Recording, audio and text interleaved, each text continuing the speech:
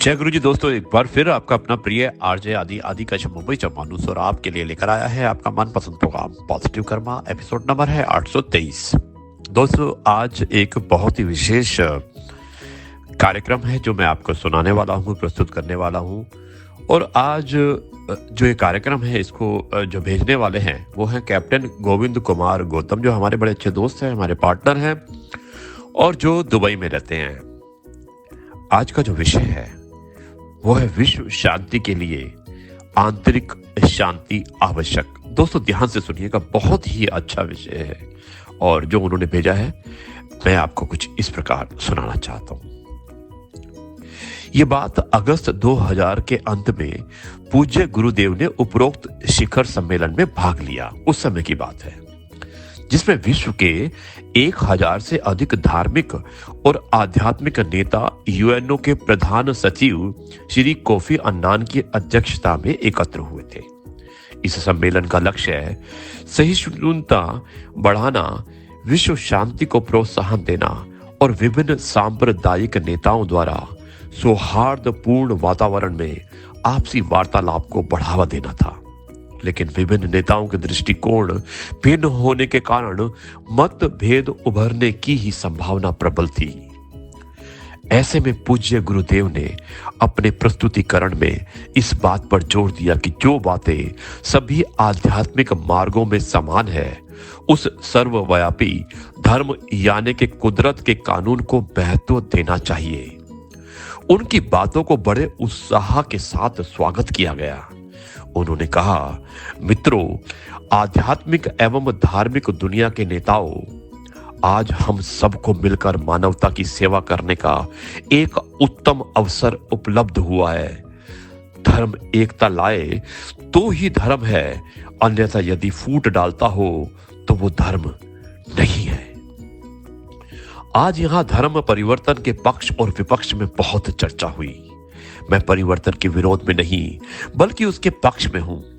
परंतु परिवर्तन एक संप्रदाय से दूसरे संप्रदाय में नहीं, बल्कि परिवर्तन सुख से दुख में और दुख से सुख में, यानी कि जो दुख होता है उसे परिवर्तित करना है सुख में, बंधन से मुक्ति में, क्रूरता से करुणा में होना चाहिए।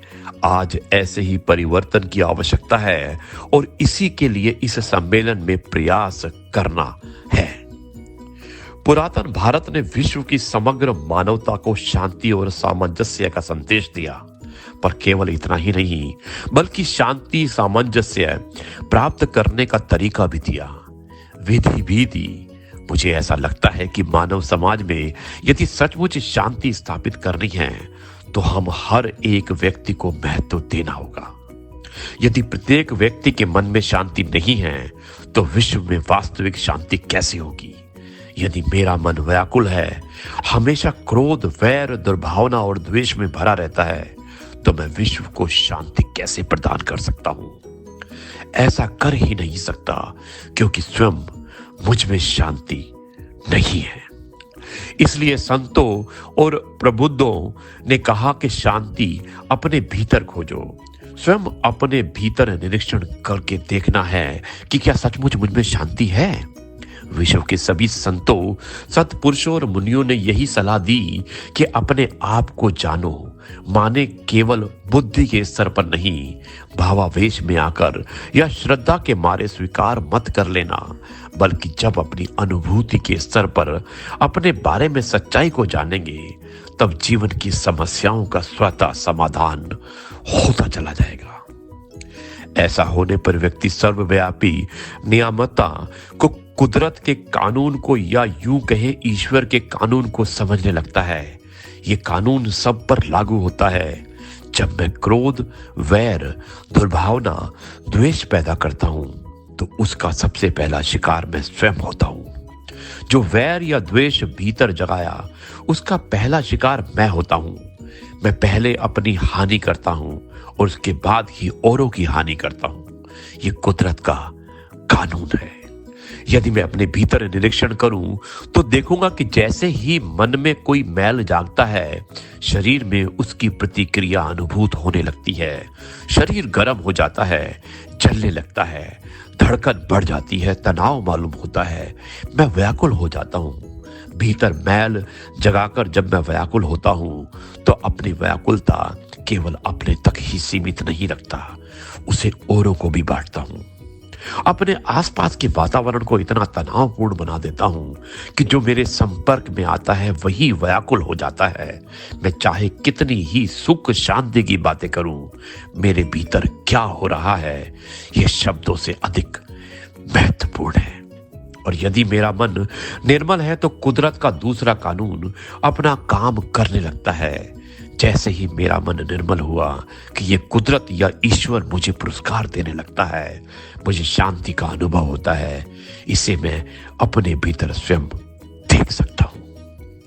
कोई चाहे किसी भी संप्रदाय का, परंपरा का, देश का हो, जब वो कुदरत के नियम को तोड़कर मन में मैल जगाता है तो वो दुखी होता है।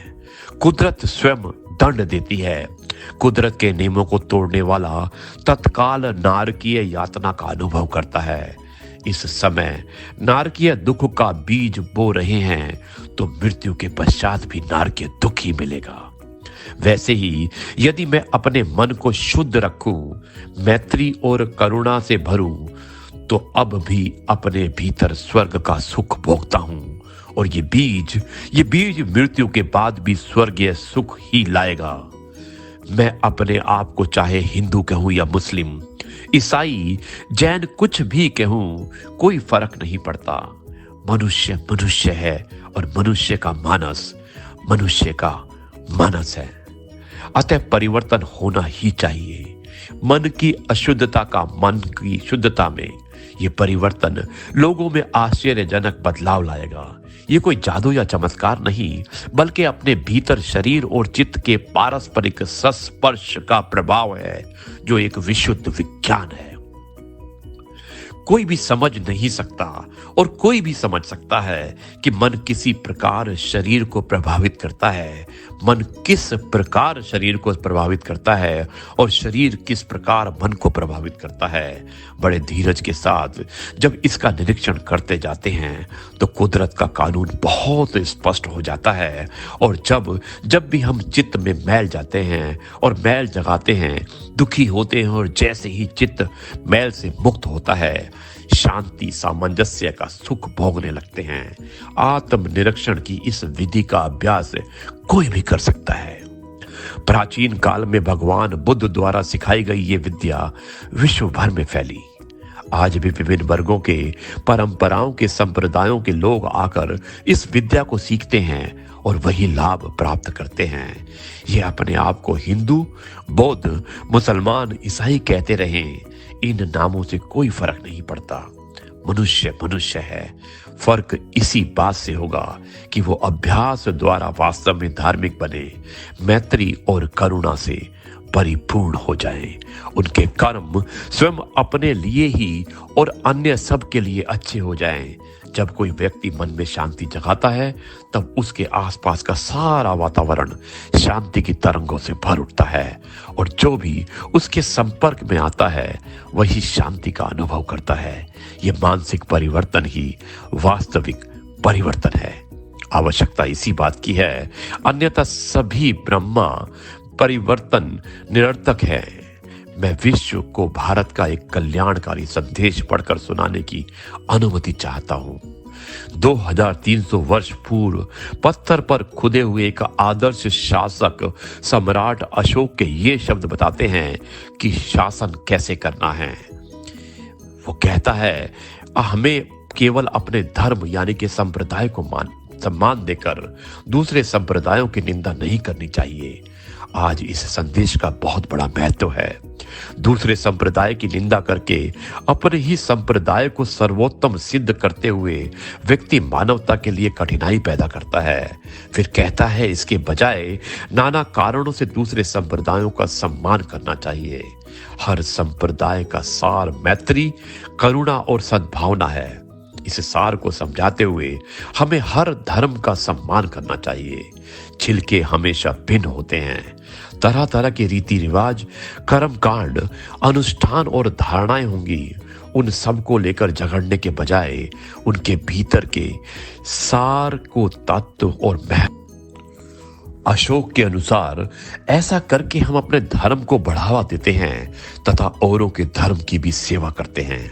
इसके विपरीत व्यवहार द्वारा हम अपने संप्रदाय की भी हानि करते हैं और दूसरों की भी। ये संदेश हम सबको एक गंभीर चेतावनी देता है कि जो व्यक्ति अपने संप्रदाय के प्रति अति श्रद्धा के मारे दूसरे संप्रदायों की निंदा करते हुए ये सोचता है कि ऐसा करके मैं अपने संप्रदाय की शान बढ़ाऊंगा, वो अपने कृत्यों से अपने ही संप्रदाय की अधिक हानि करता है। अंत में अशोक सर्वव्यापी नियामता का धर्म का संदेश प्रस्तुत करता है। मेल जोल ही अच्छा है, आपसी झगड़े नहीं। औरों द्वारा घोषित सिद्धांत यानी कि शिक्षा सुनने के लिए भी सभी तैयार रहे। अस्वीकार करने और निंदा करने के बजाय हम हर संप्रदाय के सार को महत्व दें, तभी समाज में वास्तविक शांति और सामंजस्य स्थापित होगा। सबका मंगल हो। दोस्तों, ये कितना अच्छा लिखा था और भेजने वाले थे हमारे दोस्त कैप्टन गोविंद कुमार गौतम जी, जिन्होंने दुबई से भेजा था, जिसका शीर्षक था विश्व शांति के लिए आंतरिक शांति आवश्यक। अब मैं इस कार्यक्रम को यहीं पर समाप्त करता हूं और कल आपसे एक बार फिर मुलाकात होगी कुछ नई बातों के साथ। तब तक के लिए कहता हूं जय गुरु जी, शुक्राना गुरु जी।